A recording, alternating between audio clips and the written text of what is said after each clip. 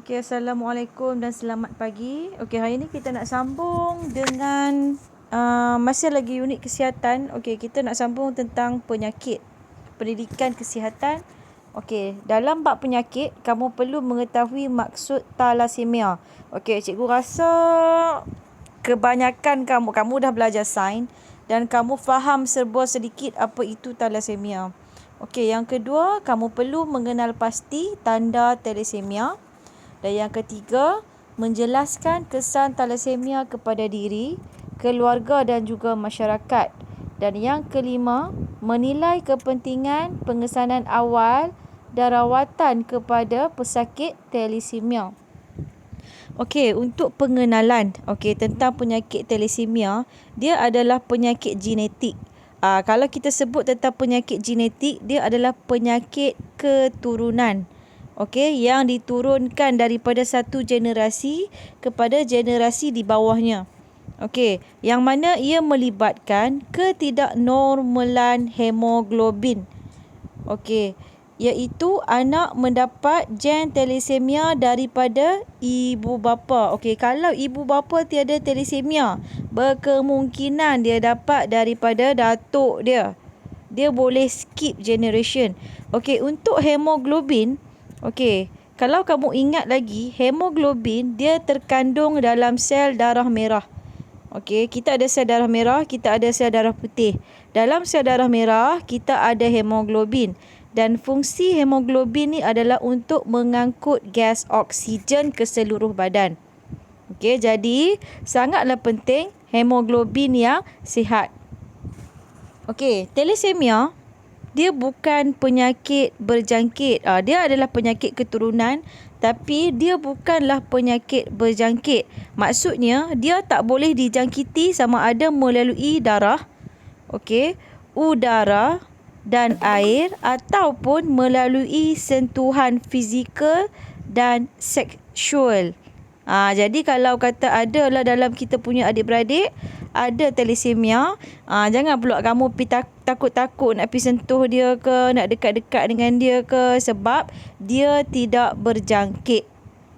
Okey, menurut Kementerian Kesihatan Malaysia, seorang daripada 20 orang rakyat merupakan pembawa penyakit thalassemia. Okey, untuk pembawa penyakit thalassemia ni, dia bukanlah penghidap meja. Maksudnya dia tidak menghidapi thalassemia, tetapi dalam genetik dia ada thalassemia. Dan sekiranya dia berkahwin dengan pembawa ataupun penghidap thalassemia, anak dia berkemungkinan akan dijangkiti oleh thalassemia. Okey. Kebiasaannya kita tengok kebiasaannya sebab dia penyakit keturunan. Okey, jadi biasanya thalassemia dia terdapat pada kaum Melayu, Cina, dan juga etnik Kadasan Dusun di Sabah. Yang ini cikgu ada pengalaman berada di Sabah dulu, mengajar di Sabah. Memang cikgu pun rasa dulu cikgu rasa heran lah, kenapa orang Sabah ni banyak sangat yang ada penyakit thalassemia. Rupanya dia adalah penyakit keturunan. Sebab kalau dulu kita lebih cenderung untuk kahwin dengan orang yang sama kaum dengan kita. Okey, dan biasanya orang yang sama kaum dengan kita ni, suku kaum yang sama dengan kita ni, dia datang asal daripada keturunan yang sama. Macam cikgu cakap tadi, penyakit thalassemia disebabkan oleh genetik. Okey, jadi kita nak tengok. Okey, thalassemia dengan lebih lanjut. Okey, tadi cikgu dah sebut penyakit genetik sel darah merah. Okey, badan kurang menghasilkan hemoglobin. Sama ada hemoglobin kurang ataupun hemoglobin tidak normal. Contoh, kalau yang asal mungkin hemoglobin tu bentuk dia bulat, ada globular. Globular. Dia macam globule. Okey, tapi bila hemoglobin tu tidak normal, mungkin dia sikit, orang kata apa, bentuk dia yang tidak normal, tak bulat lah, tak. Mungkin separah globular sahaja. Okey, jadi hemoglobin ni merupakan protein. Dia ada sejenis protein yang cikgu cakap membawa oksigen ke seluruh tubuh badan. Okey. Thalassemia diwarisi daripada ibu bapa dan melibatkan kedua-dua. Anak lelaki boleh dapat, anak perempuan pun boleh dapat. Tapi tak semestinya kalau dia ada 4 orang anak, 4-4 tu penghidap. Tidak semestinya.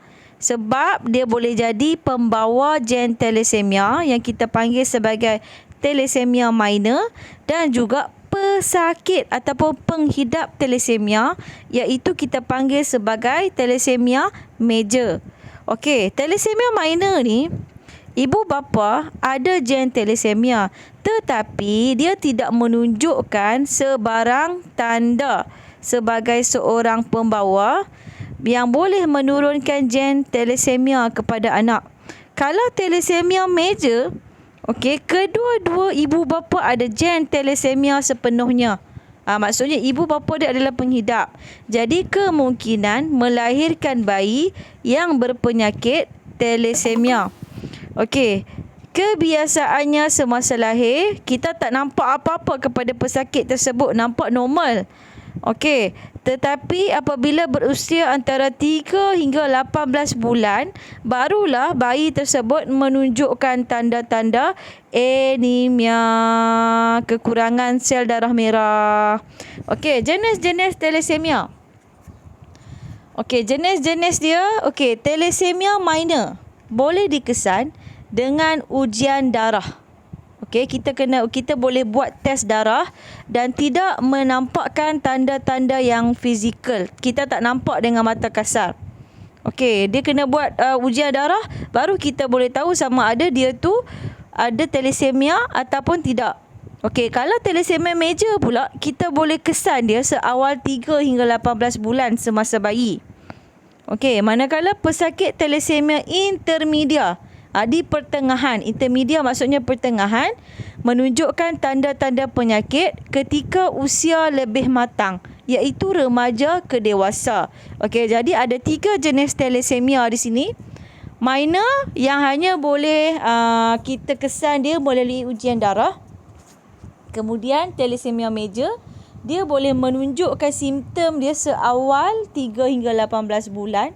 Thalassemia intermedia pula, dia menunjukkan dia punya tanda penyakit ketika usia matang, remaja ke dewasa. Sebab tu ada setengah orang masa kecil tak ada apa-apa masalah, tak dapat kesan apa-apa. Tapi bila masuk remaja, kita dapati dia menunjukkan tanda-tanda thalassemia. Tanda-tanda thalassemia macam mana? Okey, nanti kita tengok. Okey, tanda-tanda thalassemia. Okey, tanda-tanda thalassemia yang pertama, perubahan pembentukan muka ketika besar. Macam mana tu? Dia bentuk besar macam mana? Okey, apa yang besar dekat dia punya muka dia, tulang muka dia, kita nampak tulang muka besar, hidung dia besar, bibir, mulut dan telinga. Cikgu adalah seorang pensyarah cikgu dulu masa universiti. Memang rupa dia macam yang nombor 1 ni. Kita nampak dia punya pembentukan tulang muka dia besar. Muka dia lebih kurang. Kalau kamu pandai perhati orang, kamu tahulah dia tu kalau tanda-tanda macam ni, dia adalah seorang pesakit thalassemia. Okey, yang kedua, mengalami masalah anemia yang serius. Macam cikgu cakap tadi, anemia adalah kekurangan sel darah merah. Okey, sel darah merah hanya boleh hidup dalam masa beberapa minggu sahaja berbanding sel darah merah kanak-kanak normal, iaitu boleh hidup selama 4 bulan. Kalau normal 4 bulan. Kalau tak normal boleh hidup dalam beberapa minggu. Okey, jadi ia akan menyebabkan kekurangan. Kalau tak ada sel darah merah, tak adalah hemoglobin. Okey, jadi dia akan menyebabkan kekurangan oksigen. Bila kekurangan oksigen, okey, kita akan cepat rasa letih. Kita akan cepat rasa letih. Sebab apa? Oksigen ni penting, penting untuk pembakaran tenaga. Kalau tak ada oksigen, tenaga tidak boleh dibakarkan. Jadi kita cepat rasa letih. Yang ketiga, pembesaran terbantut. Okey, dia akan melambatkan pertumbuhan dan juga menyebabkan seseorang terbantut, tak membesar.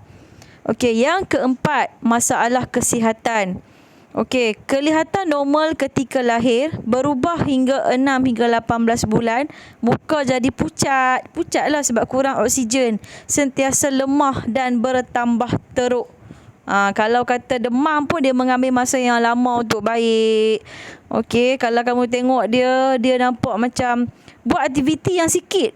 Macam kalau nak compare dengan kamu yang sihat, dia buat aktiviti sikit tapi dia lemah sangat. Dia letih, dia cepat rasa letih. Sebab itulah kita, kalau kita tak tahu keadaan seseorang, jangan kita kata apa-apa dekat dia, jangan kita bandingkan seseorang. Okey, jaundice. Jaundice biasanya dikaitkan dengan masalah kesihatan organ badan iaitu hati dan limpa. Okey, selalunya jaundice ni juga dikenali sebagai kuning lah, penyakit kuning. Okey, penyakit kuning ni bayi lah. Sebab dia punya pertahanan dia masih belum kuat. Okey, mengakibatkan perut menjadi buncit. Iaitu kalau kita kesan daripada bayi. Okey. Kemudian kita tengok kesan thalassemia kepada diri, keluarga dan juga masyarakat. Okey, kesan kepada diri yang pertama. Okey, pengidap thalassemia ni dia kena buat rawatan sepanjang hayat. Dia tak boleh hilang. Okey, thalassemia dia tak boleh hilang, tapi kita boleh mengurangkan dia punya simptom dia. Okey, yang kedua, kalau teruk sangat sampai rasa letih yang teramat-amat sebab darah dia lambat berganti, okey, dia perlu melakukan pemindahan darah setiap bulan. Setiap bulan, ni memang betul lah. Yang ni memang kalau kita tahu tentang orang yang pesakit thalassemia, setiap bulan dia kena pergi buat pemindahan darah. Okey, kemudian yang ketiga, rawatan penyingkiran zat besi diperlukan. Zat besi ni penting dalam sel darah merah kita. Okey, yang keempat, boleh membawa kepada kematian. Yang ini sekiranya tidak dirawat lah. Okey, sekiranya tidak dirawat, dia akan membawa kepada kematian di akhirnya. Okey, kepada keluarga pula. Okey, kita boleh melakukan pemindahan sumsum tulang. Dekat tulang, biasa tulang belakang lah. Okey, kemudian peruntukan kewangan lebih kepada perubatan. Ya, semua memerlukan kos rawatan. Nak pindah darah perlu duit. Okey, nak buat sebarang rawatan penyingkiran zat besi perlu duit. Okey, yang ketiga, hidup dalam tekanan. Memang kita akan hidup dalam tekanan. Bila kita ni, kita bandingkan, kita ni tak sihat nak berbanding dengan orang lain. Okey, yang ketiga, kepada masyarakat. Masyarakat akan kerugian sebab apa? Pertambahan bilangan pesakit atau pembawa thalassemia. Kita kekurangan masyarakat yang sihat dan juga cergas. Yang kedua, okey, dari segi penderma darah, kita dah kurang dah. Orang thalassemia dia tak boleh derma darah dia.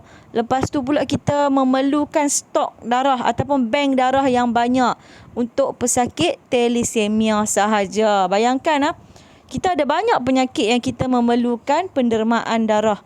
Sebab itulah diwar-warkan, kalau kamu tengok, kalau kita boleh menderma darah, dermalah darah kita untuk memberi bantuan kepada orang lain. Kita jangan takut untuk derma darah. Darah kita takkan untuk orang yang sihat, tapi kena pastikan diri sihat.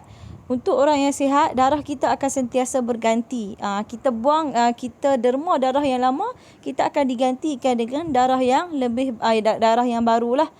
Okey, sebab darah ni adalah sejenis sel. Yang mana sel ni dia sentiasa terhasil. Okey, kemudian yang ini cikgu dah ulas dah tadi. Okey, tak perlulah. Okey, kepentingan, kenapa pentingnya untuk kita kesan awal dan membuat rawatan kepada pesakit thalassemia. Okey, yang pertama, pengesanan awal. Kalau untuk pengetahuan kamu, sekarang ni kalau kata nak kahwin, kita wajib buat ujian thalassemia.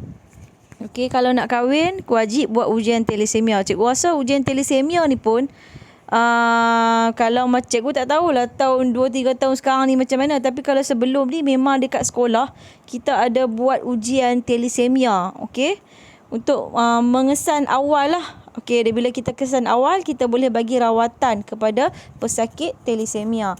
Okey, yang pertama, kepentingan dia untuk cegah thalassemia daripada terus menular. Okey, sebagai langkah awal pencegahan, ujian saringan pengesanan awal dilakukan. Okey, oleh sebab thalassemia adalah penyakit genetik, pasangan yang ingin berkahwin perlu menjalani ujian saringan awal thalassemia untuk mengetahui status pembawa talisemia, seterusnya mengelakkan perkahwinan antara pembawa talisemia. Ini tujuan dia. Kita buat ujian, jadi sekiranya pasangan tu dua-duanya adalah pembawa talisemia. Okey, jadi kita tak halang kahwin. Bukan bermaksud kalau kedua-duanya adalah pembawa, kita kata jangan kahwin. Tak juga. Kita tak ada akta yang boleh menghalang seseorang untuk berkahwin. Tapi kamu boleh fikirkan kesan dia kepada anak-anak kamu nanti. Kalau dah suka mungkin kamu tak fikirlah kan kesan dia. Tapi cuba bayangkan kalau kedua-dua pasangan adalah pembawa, anak-anak dia boleh jadi semua mendapat penyakit talisemia ataupun setengah saja boleh dapat penyakit talisemia. Okey, yang kedua, kita nak elakkan kos perubatan yang tinggi. Sebabnya pemindahan darah berterusan menyebabkan pengumpulan zat besi dalam hati dan juga limpa. Okey, sebab hati ni fungsi dia adalah untuk menapis darah. Okey, sebab itulah sebarang apa-apa saja yang berada dalam darah tu dia akan ditapis dekat hati dan dia boleh menyebabkan pengumpulan zat besi. Zat besi tu datang dia daripada darah. Okey, jadi pesakit memerlukan kos yang tinggi untuk singkirkan zat besi yang berlebihan. Okey, jadi untuk mengurangkan risiko ataupun pengumpulan zat besi, pesakit perlu mengelakkan daripada makan makanan yang tinggi kandungan zat besi. Contoh dia seperti hati, bayam, okey, itu adalah kerang, itu adalah antara makanan yang mengandungi zat besi yang tinggi. Okey, yang ketiga, mengetahui status kesihatan. Okey, menurut WHO, diagnosis ni adalah untuk kita kenal pasti. Penyakit talisemia boleh dilakukan pada usia kehamilan 10 hingga 11 minggu. Masa tengah mengandung 10 hingga 11 minggu kita dah boleh cek. Okey, sama ada bayi yang ibu kandung tu mempunyai talisemia ataupun tidak melalui prosedur amniocentesis.